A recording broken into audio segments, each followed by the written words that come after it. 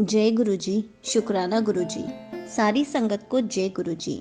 संगत जी, आज मैं आप सबको 11वीं अष्टपदी के छठे पद के बारे में बताऊंगी। गुरु साहिब जी इस पद में समझाते हैं कि सुधरा हुआ मन जब किसी बिगड़े हुए मन को देखता है तो उस पर जरा सा भी क्रोध नहीं करता, क्योंकि वह भी कभी इस हालत से होकर गुजरा था।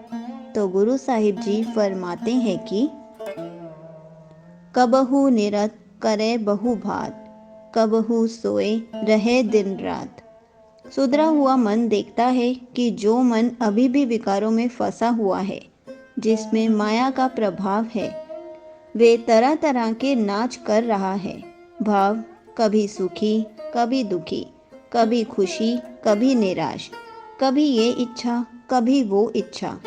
ये जीवन को ऐसे ही माया की नींद, भाव अज्ञानता की नींद में सोते सोते बिताता रहता है। कभू महाक्रोध बिकराल, कभू सरब की होत रवाल। कभी मन बहुत क्रोध करता है और गुस्सा कर करके अपना भयानक रूप बना लेता है, और कभी इतना शांत हो जाता है कि दूसरों के पाँव में ही गिर जाता है, उसके चरणों की धूल बन जाता है। भाव मन अपनों से नीचे वालों पर गुस्सा करता है और जो उससे बड़े हैं उनके आगे झुक जाता है। कबहू होए बहे बड़ राजा, कबहू भिखारी नीच का साजा। कभी कभी ये बहुत बड़ा राजा बन जाता है, सबको दान करता है, चीज़ें बांटता है, और कभी कभी बहुत नीचे गिर जाता है, अपना वेश नीच भिखारी जैसा बना लेता है। भाव कि कोई प्रशंसा करे कि मैं कितना बड़ा इंसान हूँ तो लोगों में दान बांटता है, और वही इंसान उसी पैसों को कमाने के लिए भिखारी भी बन जाता है। अच्छी भली नौकरी में भी लोगों से मांग मांग कर खुद का किरदार गिरा लेता है। लोभ उसे भीतर तक नीच बना देता है। कबहू अब किरत मह आवे, कबहू भला भला कहावे। पर ऐसा करके वे खुद की बदनामी करवा रहा होता है। कहने को तो सुंदर कपड़े पहनता है, गाड़ी है, सब कुछ है, पर लोग इससे नीच कहते हैं, क्योंकि केवल कपड़े साफ हैं, मन नहीं। इसलिए दान पुण्य करता है तो खुद को अच्छा भला कहलवाता है, और जब बुराई करके लोगों को लूटता है तो खुद की खुद ही बदनामी करवाता है।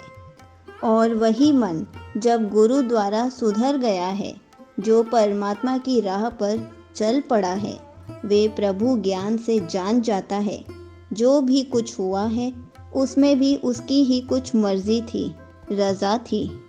जीव प्रभ राखे तिव ही रहे, गुर प्रसाद नानक सच कहे। वे जान जाता है जैसे प्रभु परमात्मा रखता है वैसे ही जीव रखते हैं, लेकिन इस सोच को प्राप्त तब ही किया जा सकता है जब गुरु से जुड़ा जाए, जब गुरु के उपदेशों द्वारा मन को सही रास्ते पर लाया जाए, जब गुरबानी द्वारा परमात्मा का मन स्मरण करता है, परमात्मा को भीतर खोजता है, उसे उसके सारे सवालों के जवाब मिल जाते हैं, वे परमात्मा के हुक्म को समझ पाता है। लेकिन एक बात और, जब मन शुरुआत में होता है, परमात्मा के रास्ते पर चलता है, तो उसे पहले पहले पता नहीं चलता कि कौन सा रास्ता सही है, कौन सा रास्ता गलत है। कोई जाप करने को कहे तो जाप करने लग जाता है, तप करने को कहे तो तप करने लग जाता है। संगत जी, यहीं पर 11वीं अष्टपदी का छठा पद समाप्त होता है। जय गुरु जी। शुक्राना गुरु जी।